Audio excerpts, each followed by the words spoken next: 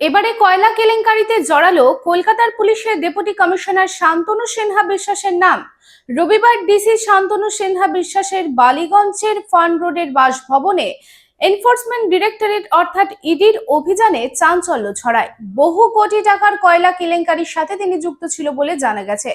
যখন ইডি সান গ্রুপের মালিকের বাসভবনে অভিযান চালায়, সেখানে শান্তনু সিনহার সম্পর্কে গুরুত্বপূর্ণ তথ্য পাওয়া যায়। এর আগেও দিল্লির সদর দফতরে তাকে তলব করা হয়েছিল। জানা গেছে, সোনা পাপ্পু ও কয়লা পাচার কাণ্ডে বড় বড় অপরাধীদের অবৈধ অর্থের একটি অংশ শান্তনু সিনহা বিশ্বাসের কাছে পৌঁছেছিল বলে অভিযোগ।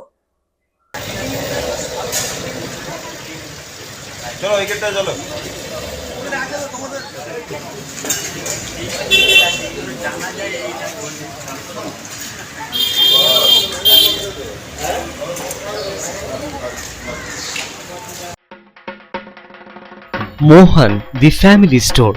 বাতাসে শিউলি ফুলের গন্ধ মানেই মায়ের আগমনী, পুজোর কেনাকাটা মানেই Mohan. Mohan the family store, Asansol, Raniganj.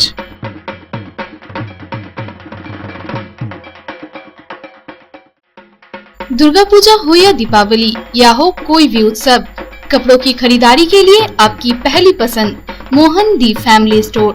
एक छत के नीचे फैमिली की संपूर्ण खरीदारी और ब्रांडेड कंपनियों के गारमेंट्स का नाम मोहन दी फैमिली स्टोर, आसनसोल, रानीगंज।